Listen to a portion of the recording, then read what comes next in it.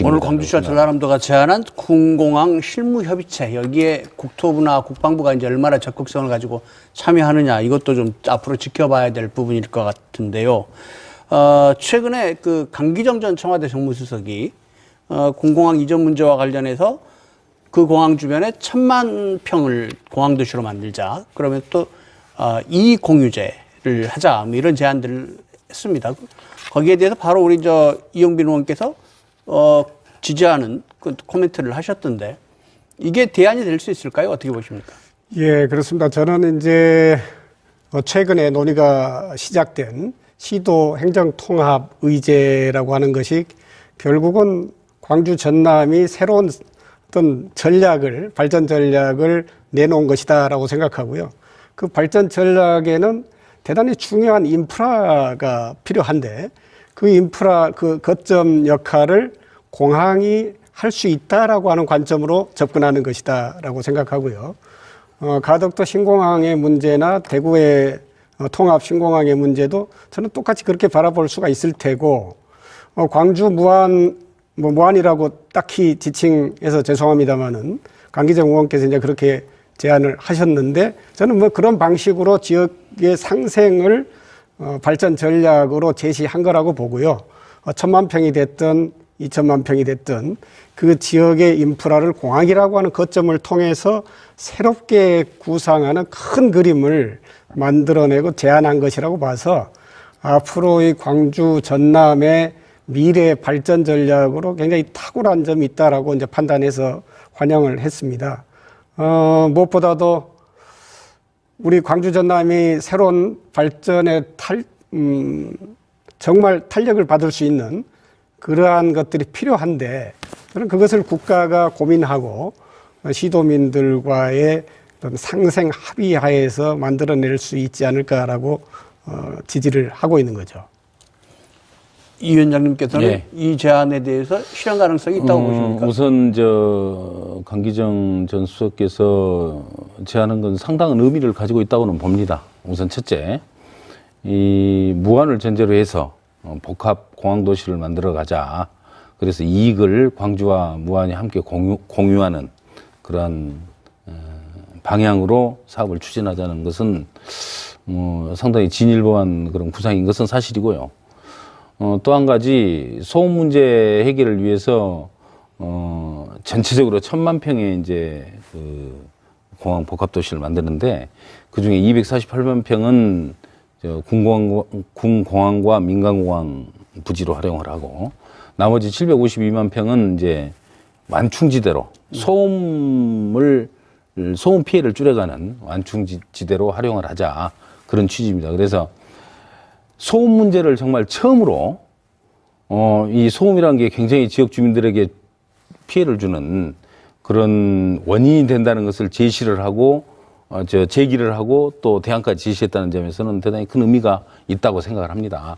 근데 이제 제가 알아봤어요. 무안하고 좀 의견도 나눠보고 그랬더니, 우선 무안공항 주변에 248만 평의 이제 공항 복합도시를 만들 수 있는 면적이 나올 수 있느냐 없느냐는 차지하고, 752만 평이라는 광대한 그런 완충지대를 만들 수 있는, 조성할 수 있는 그런 정도의 용지가 필요하잖아요. 네. 근데 과연 그게 가능하겠느냐. 그래서 이 1,000만 평 공항 복합도시 안은 발상 자체는 굉장히 의미가 있고, 또 그동안에 논의됐던 여러 대안들이 있었습니다만은 상당히 심도 있고 성의 있게 접근한 건 틀림없는 사실이지만, 그러나 현실성에 있어서 다소 좀 어려움이 좀 있다, 그런 점을 제가 들은 바가 있습니다. 어쨌든 또 소중한 제안이 되었기 때문에 그 대안에 대해서도 그 대안을 구현할 수 있는 방안이 무엇이 있는 것인지, 또 무안이 됐든 아니면 제3의 전남 내 지역이 되었든 그 지역에 과연 그 대안을 적용을 시켜나갈 수 있는 방안이, 그런 지역들이 있는 것인지, 그걸 기왕에 이제 실무협의회가 구성되기로 했다고 하니까 우선적으로 검토를 해봤으면 좋겠다 하는 말씀을 드리고 싶습니다. 실은 오늘 토론회를 이번 국회에서 이 군공항 이전 특별법이 통과될 수 있겠느냐를 여쭤보고 싶어서 두 분 국회의원을 모셨는데, 광주 한 분, 전남 한 분 모시다 보니까 상당히 입장이 다르십니다. 그래서 이게 정말 여야 간의 합의로 국회에서 법을 통과시키는 게 먼저인지 아니면 광주와 전남의 합의를 이끌어내는 게 먼저인지 뭐가 먼저인지 좀 애매해지는 것 저는 같은데. 이제 제 지역구는 뭐 공항이 있는 지역구가 아니기 때문에 또 네. 대상 지역구가 아니기 때문에 뭐 비교적 그래도 무안과 이 광주 입장에서 좀 객관적으로 볼 수 있다고 생각을 합니다. 그 법을 보면 이렇게 돼 있어요. 우리 이용빈 의원이 발의한 법은 이제 소위 그 지역 주민들의 의사 확인 절차를 굉장히 용이하게 할 수 있도록 뭐 여러 좀 대안을 제시를 했고, 또 무안공항 있는 지역에 서삼석 현 의원이 내놓은 개정안에는 그 지역 주민들의 의사를 확인하고 또 그 의사를 이제 구성하는 절차가 굉장히 까다롭게 도리어 돼 있는, 그래서 두 법안이 서로 상충된 법안인 거죠. 그래서 이제 관할 상임위원회에서 뭐 그런 부분은 이 심도 있게 더 검토를 해서 종합적인 대안이 필요한 그런 사항이고, 그건 이제 국회라는 뭐 거대한 집단 또 의미 있는 집단에 이 소위 말하자면 집단 지성이 작동이 돼야 되는 그런 분야다 이렇게 생각을 합니다.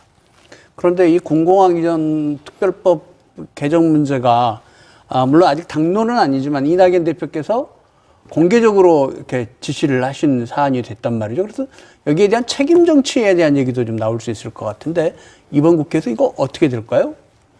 무슨 뭐 제가 기왕에 말을 꺼냈으니까 예. 뭐 이낙연 대표의 이제 그 말씀은 정말 정부가 나서서 과감한 지원도 좀 하고 대상 지역에 그렇게 해가지고 대상 지역에서 정말 주민 수용성을 확 끌어올리는 그런 획기적인 조치가 있었으면 좋겠다는 것을 전제로 하고 계십니다. 그래서 뭐 그런 점은 저는 충분히 합의가 가능하다고 봅니다. 어려움은 있지만 합의가 가능하다고 보고요.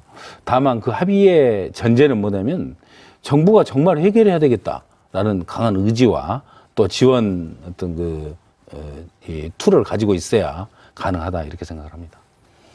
오늘 두 분 의원님들 얘기 들어보는 과정에서도 많이 나왔지만 이 군공항 이전 문제가 사실은 지금 전라남도와 광주시가 상당한 거리가 있거든요. 이것 때문에 그동안에 광주시와 전라남도가 상생 협력이 잘 안 되고 여러 가지 문제들을 일으키고 있고, 그다음에 그동안에 이미 결정돼 있었던 광주 민간공항을 무안으로 옮기는 문제까지 지금 재검토에 들어갔습니다. 그래서 시민들의 여론조사는 80% 가까이가 민간공항을 군공항과 함께 옮겨야 한다라는 연관을 가지고 옮겨야 한다라는 결과가 나왔고요. 이걸 가지고 광주시는 이제 10일까지 이 결론을 내겠다. 지금 이런 입장입니다. 다행히 오늘 시도지사가 만나서 뭔가 어떤 협력, 협의의 어떤 단초들을 만들어가는 것 같긴 한데 상당히 심각한 지경까지가 광주 전남의 갈등 어떻게 풀어야 한다고 생각하십니까? 이교 위원장님부터 좀 의견을 들어볼까요? 네, 뭐 시민 여론조사 결과는 잘 봤고요. 뭐 똑같은 조사를 전남에서 하면 또 반대로 나오겠죠. 그러니까 이 문제를 풀기 위해서 봐야지 이렇게 심각하니까 뭐 전남으로 하여금 희생을 강요해서는 안 된다고 생각을 하고요. 이제 광주공항을 이전하는 문제, 무안공항으로 통합하는 문제와 관련해서 방금 우리 이제 사회자께서 뭐 재검토에 들어갔다고 말씀하셨는데 그건 있을 수가 없다고 생각을 합니다. 이미 합의를 했고 그건 양 시도지사가 합의한 의미 있는 또 지역민에 대한 약속인데 그걸 뭐 여반장으로 그냥 뭐 뒤집는 것은 있을 수가 없고요. 그걸 전제로 해서 어떻게 하는 것이 군공항도 이전할 수 있도록 이 전남과 광주가 합의를 만들어내느냐. 그건 시도지사의 정치적 역량이고 또, 이 말은 필요한 자세라고 생각을 합니다. 그래서 그런 노력을 더 하고, 아까도 제가 누차 얘기를 하고 드리고 있습니다만은 정부의 과감한 그런 참여와 적극적인 주도 의지를 반드시 이끌어내는 그런 노력들을 시도지사가 더 해야 시도지사님들이 더 하셔야 된다. 이렇게 생각합니다. 그 사안에 대해서는 이용규 의원님 어떻게 생각하십니까?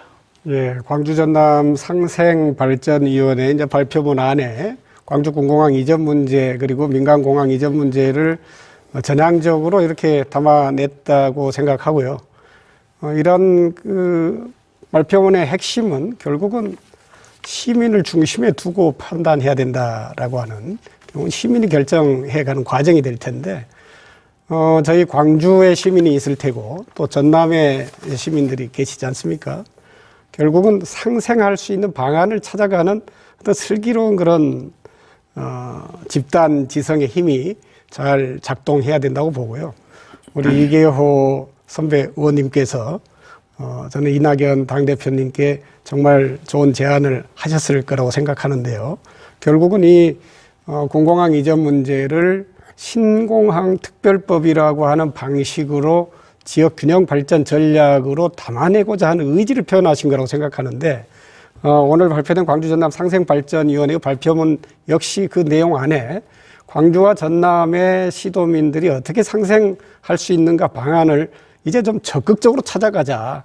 그리고 이제 기왕에 제가 발의했던 광주 공공항 이전 특별법 개정안과 서삼석 존경하는 서삼석 의원께서 발의한 내용은 공통점이 많습니다. 그 공통점은 결국은 이 공공항 이전 문제와 관련해서는 국가가 적극적으로 개입해야 된다는 거고, 국방부가 정말 적극적으로 나서야 된다는 건 공통점이고요.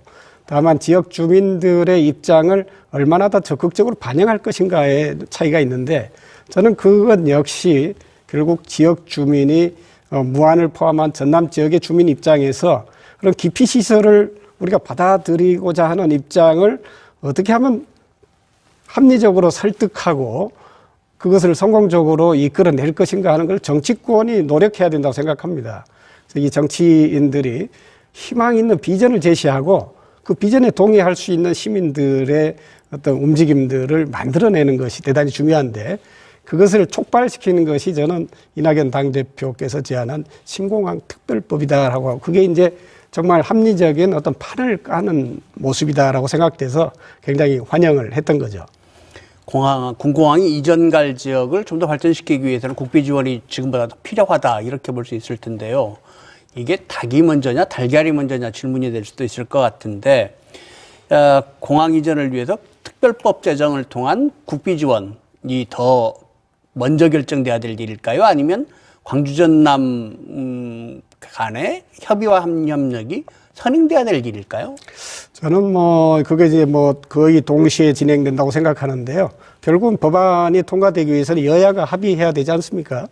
이번에 신공항 특별법 근데 지금 여야 합의가 관련해서는 아니라 같은 장내에 그렇죠. 전라남도와 광주시가 지금 여야가 거의 합의에 도달할 수 있는 정도의 컨센서스가 어느 정도 형성이 되고 있으니, 이제 광주와 전남 시도민의 상생을 위해서 정치권이 어떻게 응답할 것인가를 좀 고민하자라고 하는 관점에서 저는 이제 이 법안을 심사하는 법안 소위와 상임위에서 전향적으로 검토하지 않을까, 그렇게 생각하고 있습니다. 국회 그 논의 구조를 통해서 광주 전남 의원들의 의견도 반영될 수 있을 거다.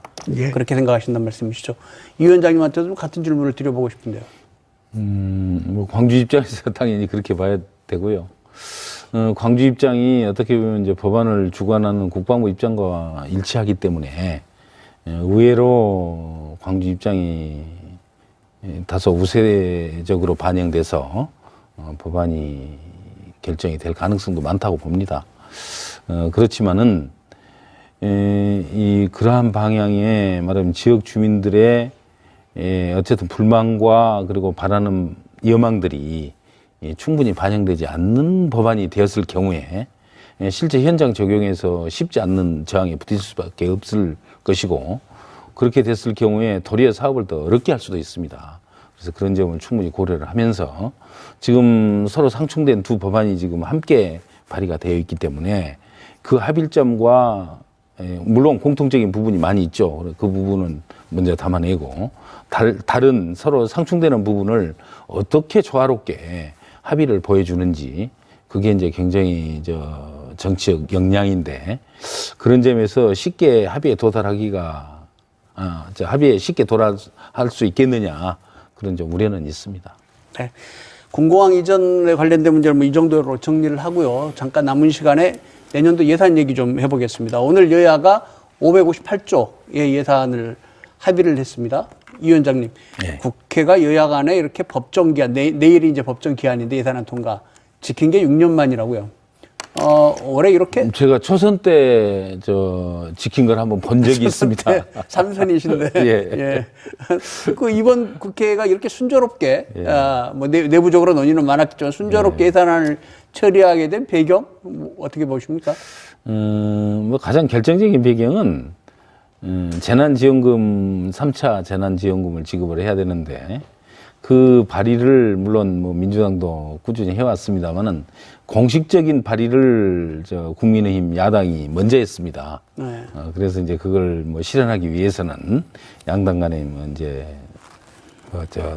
쉽게 이제 접근이 가능한 거죠, 그 부분은. 네. 그래서 3차 재난지원금 지급을 전제로 해서 이 재난지원금 4조입니까? 4조 지급을 하고 전체적으로 1조 정도 예산을 깎고 해서 이제 전체적으로는 지금 555조였는데 558조로 그렇게 최종 합의가 된 것으로 이제 그렇게 알고 있습니다. 그러니까 가장 결정적인 계기는 재난지원금이다 이렇게 생각하시면 될 것 같습니다. 방금 위원장님 말씀하셨는데 2조가 늘었어요, 정부안보다. 이것도 그렇습니다. 상당히 이례적인 얘기죠. 그러니까 이제 정부가 제출한 안보다 더 증액해서 예산을 통과시킨 경우는 뭐 굉장히 이례적이죠. 글쎄, 불가피하게 3차 재난지원금을 지급해야 되는 그런 현실적인 그런 수요 때문에 그럴 수밖에 없었다 이렇게 생각합니다. 예, 저도 예산안 통과에 대해서 상당히 좀 회의적이었는데 오늘 그런 갑작스럽게 합의가 됐다는 소식을 듣고 굉장히 놀랐습니다. 2014년에 국회 선진화법이 통과되면서 그 이후로 6년 만에 처음이라는 이야기를 들었거든요. 사실은 3차 재난지원금 관련해서는 우리나라가 이제 수출 산업의 어떤 여러 가지 자동차나 반도체 또 바이오 쪽에서 열심히 해준 덕분에 그래도 다른 나라에 비해서 좀 경기 어떤 침체가 그나마 좀 적었다라고 평가되고 있는데 그럼에도 불구하고 내수 산업인 내수가 너무 부진해서 지역에서 실제 민생의 어려움들을 많이 호소하셨거든요. 제가 그래서 지난 국정감사 때 청와대 국정감사를 할 때 3차 재난지원금 관련해서 좀 제안을 드렸고, 근데 그때는 사실은 이제 뭐 추경 편성이 어렵다라고 하는 그런 이야기를 하면서 좀 그 제안이 좀 일축됐었는데요. 결국은 이 3차 재난지원금은 반드시 필요한 것이었다라는 생각이 드는데 야당에서 또 열심히 또 제안을 해 주셔서 그리고 이제 이런 국민적 합의가 되면서 선별적으로나마 3차 긴급 재난지원금 지급을 할 수 있게 된 것이 결국 여야가 합의에 이를 수 있었던 결정적인 내용이 아니었나 싶습니다. 네, 어쨌든 여야가 모양 좋게 오늘 합의를 하고 내일 국회 본회의에서 이제 558조 예산을 통과시킬 텐데 그 가운데 이 지역 예산이 얼마나 반영됐느냐 이것도 굉장히 궁금합니다. 일단 광주 쪽 예산이 의미 있게 반영된 게 있습니까, 이 의원님? 광주가 내년에 확보할 정부 예산안이 한 2조 7천억 정도가 됩니다. 네. 네. 근데 국회에서 저희들이 추가로 증액해달라고 새롭게 추가 증액 요청한 것만 해도 되게 1,200억 정도가 되거든요. 사실 뭐 8명의 의원들이 굉장히 열심히 노력을 하고 있습니다만은 각자가 속해 있는 상임위에서 최선을 다했습니다.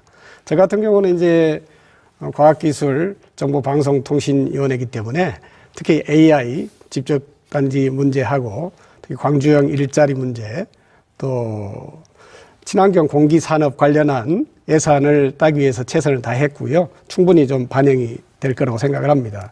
특히 광주 송정역이 우리의 관문이지 않습니까? 그럼에도 불구하고 대단히 좀 홀대되고 있다고 생각해서 송정역 역사 증축 문제가 대단히 중요하게 제기되어 왔는데 이 송정 역사 증축 사업도 예산 확보를 할 수 있도록 노력을 했고요. 좀 가시적으로 성과를 거두지 않을까 생각됩니다. 아직 구체적인 안이 발표되진 않은 모양이죠? 내일쯤 아마 알 수 있지 않을까 싶은데요. 내일쯤. 이번에 광주 전남 국회의원들께서 전부 여당이긴 한데 초선 의원들이 많으셔서 조금 어떤 결과가 나올지 걱정을 했는데 이계호 위원장께서는 삼선이시니까 훨씬 더 많은 성과를 내지 않으셨을까요? 예, 초선 의원이지만 뭐 역량이 있는 분들이기 때문에 과거에 뭐 다선 의원들이 질비하게 있을 때에 비해서 결코 영향이 뒤지지 않습니다. 뭐 그것은 제가 삼선 의원으로서 지금까지 쭉 지켜보니까 그렇습니다. 그래서 너무 염려 안 하셔도 되고요. 지금 현재 아마 증액 예산이 지금 이 시간 여야 간의 정책위 의장과 원내대표 그리고 저 예산 예결위 간사가 참여하는 뭐 6자 회담 정도 소소위에서 지금 치열하게 현재 검토가 될 것으로 봅니다. 방금 이용균 의원께서 말씀하신 뭐 광주의 핵심 사업들, 뭐 예를 들자면 제2순환도로입니까? 도시철도 2호선, 네. 또 인공지능 융복합 사업, 뭐 이런 사업들은 제가 파악하기로는 뭐 상당 부분 증액이 다 된 것으로 그렇게 알고 있고요. 우리 전남에도 뭐 경전선 고속전철이나 또 광양 자동화 터미널 구축 뭐 이런 사업들도 상당 부분 반영이 되었다고 들었습니다. 거기에 덧붙여서 뭐 제 지역구 이 장성의 국립심내혈관센터 네. 그동안 10년을 끌어온 사업이 드디어 실시 설계비와 부지 매입비 일부가 증액 예산으로 반영이 되었습니다. 뭐 그걸 보면 우리 이 광주 전남 지역의 핵심 발전 사업들은 상당 부분 잘 반영이 될 것이다 이렇게 생각을 하고 있고요. 뭐 그런 이유가 문재인 정부 들어서 광주 전남의 균형 발전에 대한 뭐 각별한 관심을 가지고 있는 것은 우리가 확인하고 있지 않습니까? 그런 측면에서 이제 문재인 정부 막바지에 접어들면서 필요한 사업들은 충분히 확보해 나가고 있다 이런 보고 말씀을 이 자리에서 분명하게 드리겠습니다. 네. 지금 오늘 밤에도 이 순간에도 계속해서 국회가 예산 작업을 하고 있다니까 아마 내일 돼봐야 정확하게 어떤 사업들이 얼마가 반영됐는지 공개가 될 수 있을 것 같네요. 그런데 이제 예산은 뭐 한고비가 넘어가는 것 같습니다만 이번 정기국회에서 통과되기를 바랬던 이 지역의 현안 법안들도 있거든요.